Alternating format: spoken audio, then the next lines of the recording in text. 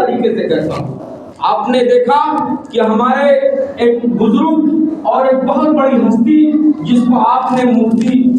سلمان اظہری کے نام سے جانتے ہیں، ایک بہت بڑی ہستی جو سیاست کے میدان کی جانی مانی ہستی ہے، جس کو آپ توقیر رضا صاحب کے نام سے جانتے ہیں، آج ان دونوں علماؤں کی جیل کی سلاخوں کے اندر لے جا کر کے بند کر دیا. ان کا کیا قصور تھا؟ دیکھیے، ہر ناگرک کو اس ملک کے اندر، اس ملک کے سمویدھانک طور پر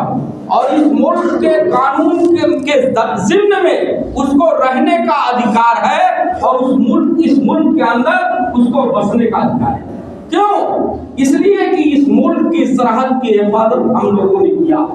اس ملک کو آزاد ہم نے کرایا ہے، ہمارے بزرگوں نے کرایا ہے. اس ملک کے مسلمان 75 نہیں 65% مسلمانوں نے اس ملک کے اندر اپنی آزادی کے لیے اپنی جانوں کو نظر چمن کیا. تاریخ کے آئینے کے اندر اٹھا کر کے دیکھو گے تو آپ کو یہ پتا چلے گا کہ یہاں کے مسلمانوں نے اس ہندوستان کو آزاد کرانے کے لیے کتنی قربانی دی ہے. میں نے تاریخ کے اندر جو پڑھا ہے، تاریخ کا یہ آئینہ بتا رہا ہے، اور میں بڑے وشواس کے ساتھ اور بڑے یقین کے ساتھ آپ لوگوں کے بیچ میں یہ بات رکھنا چاہتا ہوں کہ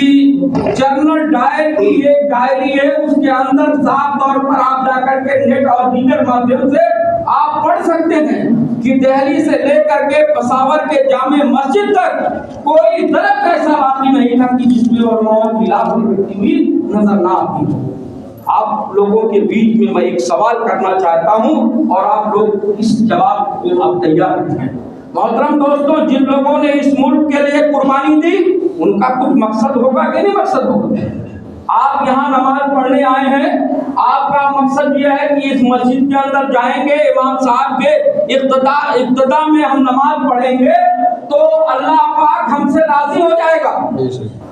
اللہ راضی ہو جائے گا، اور جب ہمارا پروردگار ہم سے راضی ہو جائے گا تو ساری دنیا کی نعمتیں ہمارے قدموں کے نیچے آئیں گی. یہی مقصد تو آپ لوگوں کا ہے. ایسے ہی ہمارے ان بزرگان دین کا مقصد یہ تھا کہ اس ملک کے اندر جو انگریزوں کی ظالم اور جابر حکومت اس ملک کے اندر حکومت کر رہی ہے، جب ہم یہاں ہندوستان سے ان لوگوں کو بھگا دیں گے، اس ملک کو آزاد کرا دیں گے، تو یہاں کی آنے والی نسلیں اور یہاں کے بسنے والے لوگ اس چمن کے اندر مسکرائیں گے. یہی تو مقصد تھا. اور اگر آج اس ملک کے اندر یہ مقصد حل نہیں ہو رہا ہے، آج اگر اس ملک کے اندر یہ ساری چیزیں نہیں ہو رہی ہیں، تو یہ آپ سمجھیے کہ آپ کی وہ قربانیاں، آپ کے ان بزرگان دین کی قربانیاں، ان علماؤں کی قربانیاں، ان مسلمانوں کی قربانیاں اس ہندوستان کے اندر ضائع جا رہی ہیں. میرے محترم دوستوں، جس طرح سے آپ کے ملک کا سمویدھان ہے، اتنا بہترین اور اتنا اچھا قانون ہے کہ اگر اس قانون کے دائرے کے اندر عمل کیا جائے تو ہندوستان کا کوئی ناگرک اور کوئی باشندہ ایسا نہیں ہے کہ کبھی وہ مایوسی ہوگی. لیکن افسوس اس بات کا ہے کہ آج وہ ملک کے اندر ایسے لوگوں کی بستیاں ہو چکی ہیں، ایسے ذہن کے لوگ اس ملک کے اندر آباد ہو چکے ہیں جو مسلمانوں کو اور ہندوؤں کو آپس میں لڑا کر کے اس ملک کے اندر ستا دیکھنا چاہتے ہیں، جو قرآن کو گیتا سے لڑا کر کے اس ملک کے اوپر قابض ہونا چاہتے ہیں، جو عیسائیوں کو مسلمانوں سے لڑا کر کے اس ملک کو نیست و نابود کرنے کی پلاننگ کر رہے ہیں. دوستوں، اس پلاننگ کو نیست و نابود کرنے کے لیے یہ ذمہ داری ہے آپ کی کہ آپ اپنی ذمہ داری کا خیال کرتے ہوئے، آپ اپنی ذمہ داری کو نبھاتے ہوئے آپ اس ملک کے اندر ان منصوبوں کو کچلنے کا آپ لوگوں کو کام کرنا ہوگا. یہ کام آپ کو کسی کو گالی دینے سے حاصل نہیں ہوگا، آپ کو کسی سے جھگڑا کرنے سے حاصل نہیں ہوگا، آپ کو کسی سے مار پیٹ کرنے کی بالکل آوشکتا اور بالکل ضرورت ہی نہیں ہے. اگر آپ کو اس ملک کے اندر ہے تو آپ لوگوں کو، جیسے کہ ہمارے سرکار نے لوگوں کے بیچ میں محبت کا پیغام دیا تھا، آپ جانتے ہیں کہ آپ جو ہے مکہ کے اندر تھے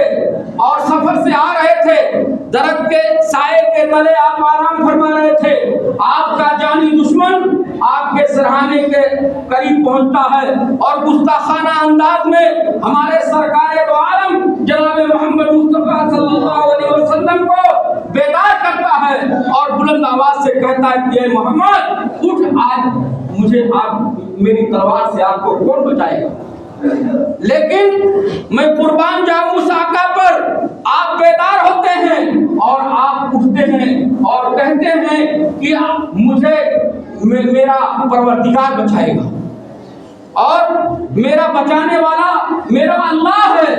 और अल्लाह का लफ्ज सुनना था कि उस जानी दुश्मन के बदन में कपकपी तारी हो गई और तलवार हाथ से छूटी। हमारे सरकार उठे, तलवार को हाथ में लिया और आपने फरमाया कि अब बता तुझे मेरे हाथ से कौन बचाएगा। और वो जानी दुश्मन कहता है कि आए अल्लाह के रसूल सल्लल्लाहु अलैहि वसल्लम, अगर आप मुझे माफ कर दें तो मेरी जान बच सकती है, और अगर आप नहीं माफ करेंगे तो आज मेरे गर्दन के ऊपर तलवार चल सकती है। तो हमारे सरकार दो आलम जनाब मोहम्मद मुस्तफा सल्लल्लाहु अलैहि वसल्लम ने कहा कि जा, आज मैंने तुझे माफ कर दिया।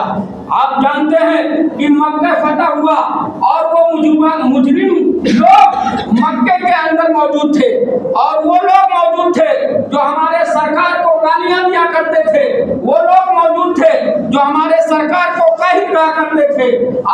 वो लोग मौजूद थे जो हमारे सरकार को शाही कहा करते थे, वो लोग मौजूद थे जो हमारे सरकार को मजनू कहा करते थे। लेकिन हमारे सरकार जब मक्का के अंदर फातिहाना तौर पर दाखिल होते हैं तो आपने इरशाद फरमाया, आज के बाद मक्के के अंदर किसी के साथ कोई जुल्म और ज्यादती नहीं होगी, कोई सताया नहीं जाएगा, किसी के ऊपर किसी भी तरह की कोई रंजिश नहीं होगी, और आज इस मक्के के अंदर सभी लोग आजाद हैं। मेरे मोहतरम दोस्तों, हम उस आका की उम्मत के मानने वाले हैं। हमारा काम ये समझिए कि बुराइयों को रोकना है, हमारा काम लोगों को बुराइयों से मना करना है। जैसा कि हमारे कुरान पाक में हमारे परवरदिगार आलम ने फरमाया कि तामुरून बिल मारूफ व तनहौना अनिल मुनकर, कि आप वो उम्मत हो कि जो बुराइयों से रोकने के लिए पैदा किए गए हो, आप वो उम्मत हो जो भलाइयों का हुक्म देने के लिए पैदा किए गए हो। लेकिन मेरे मोहतरम दोस्तों, आज हमारा ये आलम है, आज हमारी ये बातें हैं कि आज हम हुक्म देने के बजाय लोगों के महकूम बने हुए हैं। आज हम वो लोग हैं कि जो जुल्म का साथ देने वाले बन गए, है कि नहीं? हमने देखा है, मेरी जितनी जिंदगी है इस जिंदगी के अंदर मैंने देखा है कि आज हमने किसी भी ऐसे आदमी की पैरवी नहीं की जो नेक हो। आपने ऐसे आदमी की पैरवी की है जो जालिम हो, और जालिम की पैरवी करने वाला मैं दावे के साथ कहता हूं कि अल्लाह के यहाँ बख्शा नहीं जाएगा। मजलूम की मदद करो जो मजलूम हो और हक पर हो, इसलिए कि आप लोगों के बीच में मुस्लिम और बुखारी शरीफ की एक हदीस से आप लोगों हुजूर पाक सल्लल्लाहु अलैहि वसल्लम का इरशाद है कि जब कोई जालिम जुल्म करे तो आप उस जुल्म का मुकाबला, अगर आपके पास ताकत है तो उस ताकत के जरिए से उस जुल्म का मुकाबला करो, और अगर आपके पास ताकत नहीं है तो आप जबान से उसको समझाने की कोशिश करो ताकि वो जुल्म रुक जाए। और अगर ये भी ताकत आपके पास नहीं है तो आपका सबसे अदना और सबसे कमतर दर्जे का ईमान है कि आप दिल के अंदर ये बुरा मानो कि ये आदमी जो कर रहा है बहुत ही बुरा कर रहा है, अल्लाह इसको हिदायत दे। ये अदना दर्जे का ईमान है। मेरे मोहतरम दोस्तों, कहने का मतलब ये है कि आज हमारे ऊपर जो तबाही के बादल आ रहे हैं, जो हमारे ऊपर तबाही आ रही है, जिसकी वजह से हम तबाही के रास्ते पर खड़े हैं, उसमें सबसे ज्यादा कसूर और सबसे ज्यादा गलतियां हमारी। जानते हैं कि मुसलमानों का जो भी फैसला होता है वो एकदम बेहतरीन फैसला होता है, और मुसलमान जज्बात में आकर के, किसी भी जज्बात में आकर के कोई भी फैसला नहीं लेता, और जो भी मुसलमान जज्बात में आकर के फैसला लेगा तो ये समझ लेना कि वो जज्बात की कोई कदर नहीं। गुस्से में आकर के, जज्बात में आकर के जो फैसला लेंगे तो ये समझिए कि वो फैसला आपका गलत ही होगा। आप जानते हैं कि ये मुल्क की जो सियासत चल रही है, उस सियासत में आप लोगों का क्या है? इस मुल्क के अंदर अगर आपको मजबूत होना है तो जहां आपके बच्चों को आलिम बनाना जरूरी, जहां आपके बच्चों को मुफ्ती बनाना जरूरी, जहां आपके बच्चों को इंजीनियर और डॉक्टर बनाना जरूरी, जहां आपके बच्चों को दुनिया की तालीम से आरास्ता करना जरूरी है। इसीलिए आज मैं यहाँ एक जिम्मेदारी के साथ एक आलिम होने के नाते आप लोगों के बीच में ये कहना चाहता हूँ कि यहाँ आप लोगों को जहाँ ये सारी चीजें हासिल करना जरूरी है, वहाँ आपके बच्चों को और वो लोग जो दानिशमंद हैं सियासत के मैदान में भी आना बहुत जरूरी है। और जब तक आप सियासत के मैदान में नहीं आएंगे तब तक ये आपकी मस्जिदें नहीं बाकी रहेंगी, आपके बच्चों की इज्जत और आबरू बाकी नहीं रहेगी, आपका घर बाकी नहीं रहेगा, आप बाकी नहीं रहेंगे, आपके आलिम और उलमा नहीं बाकी रहेंगे। ये आप जान लो कि अगर कहीं भी हिफाजत होती है दुनियावी मामले में तो मैं डंके की चोट पर कहता हूं कि इक़्तिदार की कुर्सी से होता है कि नहीं होता, होता है कि नहीं होता। आज आप जानते हैं कि मस्जिदों के अंदर नमाजी के लिए आप घर घर जाते हो कि भाई चलिए अजान हो गई नमाज पढ़ लो, बहुत से लोग सुन करके आ जाते हैं, बहुत से लोग सुन करके नहीं आते। लेकिन अगर आज इसी नमाज के लिए कोई भी इक़्तिदार की कुर्सी पर हो और कह दे कि आज के बाद से फजर की नमाज जो जमात के साथ पढ़ेगा उसको 4000 रुपया वजीफे के तौर पर दिया जाएगा, कोई छोड़ेगा? छोड़ेगा कोई? मैं तो समझ रहा हूं कि कोई नहीं छोड़ेगा। इसलिए कि ये चीजें, और आप जानते हैं कि इक़्तिदार का नशा इतना नशा होता है कि आप जानते हैं कहीं भी जाते थे स्टेशन पे खड़े होकर के आप नमाज पढ़ लेते थे, अज़ान का वक्त हुआ नमाज पढ़ लिए, पार्क में जाते थे नमाज पढ़ लिए। लेकिन आज इस इक़्तिदार का हुक्म आप लोगों के बीच में आ गया और कह दिया गया कि आज के बाद से कोई भी आदमी स्टेशन पर नमाज पढ़ेगा या पार्क के अंदर नमाज पढ़ेगा तो उसकी जेल की सलाखों के अंदर जाना पड़ेगा। और सभी लोग उसके ऊपर अमल कर रहे हो नहीं कर रहे? आप कोरोना काल का मामला देख लीजिए, कोरोना काल में मुख्यमंत्री जी का आदेश आ गया, मुख्यमंत्री जी ने कहा कि मस्जिद के अंदर 5 लोगों से ज्यादा नमाजी नहीं होगा। कभी आपने 6 आदमी तो नमाज पढ़े नहीं होंगे, किसी की हिम्मत थी? आप ये समझिए ये जो है आदेश होता है। आप ये समझ लो कि इस्लाम सबसे मजबूत मज़हब है और इस्लाम को मजबूती देने के लिए इस दुनिया की ताकत का, इस इक़्तिदार का ताकत आप लोगों के लिए जो है लेना जरूरी है। आप जानते हैं कि जिन कौमों ने इक़्तिदार और हुकूमत के ताकत का एहसास कर लिया आज वो कौम मुनज़्ज़म हो गई।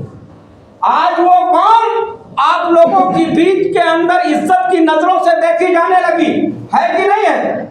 कोई गलत बात आप लोग आवाज देकर के बताएं, कोई गलत तो नहीं कह रहा हूं मैं। अगर आप लोगों के बीच में जिन लोगों ने इक़्तिदार की नशे, जो लोग इक़्तिदार में आए और इक़्तिदार का मज़ा उन लोगों को मिला और आज भी उस इक़्तिदार के हासिल करने के लिए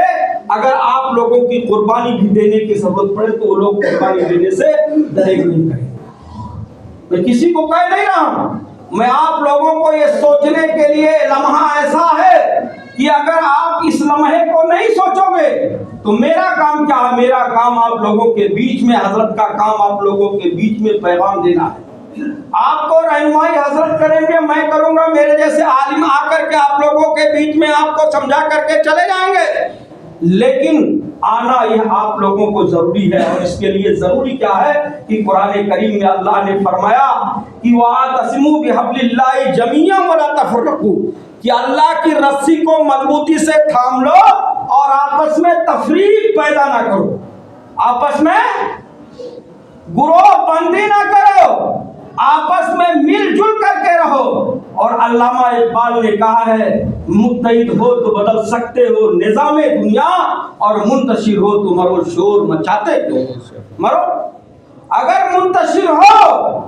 तो आपको इससे बड़ी तबाही का रास्ता देखना पड़ेगा, और अगर आप मुत्तहिद हो तो आपके ऊपर इससे बड़ी अगर आफत आती है تو آپ کو ڈنکے کی چوٹ پر اور علل اعلان میں یہ کہنا چاہتا ہوں اور کہہ رہا ہوں کہ آپ اس سے ایک دم بالکل ابھر کر کے اپنی حالت پر آ جاؤ۔ میرے محترم دوستوں، میں آپ لوگوں کے بیچ میں صرف اور صرف یہ کہنے آیا ہوں کہ دوستوں، جو آپ لوگوں کے آپسی اختلافات ہیں، میں یہ جانتا ہوں کہ انسان ہونے کے ناطے بہت ساری غلطیاں ہو سکتی ہیں، مجھ سے بھی، میں آپ لوگوں کے بیچ میں آیا ہوں، کچھ گستاخیاں ہو جائیں، کچھ ایسی باتیں میرے زبان سے نکل سکتی ہیں، میں انسان ہوں، غلطیاں ہو سکتی ہیں، لیکن آپ نے دیکھا کہ ہمارے سرکار دو عالم صلی اللہ علیہ وسلم اپنے اس جانی دشمن کو معاف کر دیا جس نے یہ ارادہ بنایا تھا کہ اسلام کے داعی اور حضور پاک صلی اللہ علیہ وسلم کا قتل نعوذ باللہ کر کے اور اس دنیا کے اندر ان کا کام تمام کر دیا۔ لیکن ہمارے سرکار کا دیکھیے، محبت دیکھیے، محبت ایسی تھی کہ آپ ہمارے سرکار نے ان کے سامنے بڑے ادب کے ساتھ جب اپنا کردار پیش کیا، جب آپ نے اپنا اخلاص پیش کیا، اپنی محبت پیش کی اور اپنا لگاؤ ان کے سامنے پیش کیا، اور وہ آدمی گر کر کے ہمارے سرکار کے قدموں پر اسلام سے مشرف ہوا کہ نہیں ہوا؟ غلط تو نہیں کہہ رہا ہوں، ہوا نا؟ اور ہم کیا ہیں؟ ہم بھی تو انہی کی امت میں ہیں، انہی کے ماننے والے ہیں، انہی سے محبت رکھنے والے ہیں، انہی کو چاہنے والے ہیں، ہم بھی تو انہی کے چاہنے والے ہیں۔ اگر ہم ان کے چاہنے والے ہیں تو یہ بتاؤ ہماری بھی تو کچھ ذمہ داری ہے کہ نہیں ہے؟ ہمارا کہنے کا مطلب یہ ہے کہ آج کے بعد سے دنیا کے کونے کونے میں کہیں بھی اگر کوئی ہے، اگر کلمہ گو لا الہ الا اللہ محمد رسول اللہ کا پڑھنے والا ہے تو ہمارا بھائی ہے۔ اور جانتے ہیں کہ ہمارے سرکار کا کیا حکم ہے کہ المومن کرجل واحد ان اشتکا عینہ اشتکا کلہ، کہ تمام مسلمان مثل ایک جسم کے ہیں، اگر آنکھ میں درد ہوتا ہے تو پورا بدن آپ کا دکھتا ہے کہ نہیں دکھتا ہے؟ پیر میں درد ہوتا ہے تو پورا بدن دکھتا ہے۔ ایسے ہی ایک مسلمان بھائی کو دوسرے مسلمان بھائی کے درد تکلیف سے دوسرے مسلمان بھائی کو درد تکلیف پہنچنا چاہیے، اس کا احساس ہونا چاہیے۔ میرے محترم دوستوں، میں سمجھ رہا ہوں کہ 1:30 بجے حضرت نا 1:30 بجے آپ لوگوں کا جمعہ کا وقت ہے، اور میں آپ لوگوں سے چھوٹی سی ایک اپیل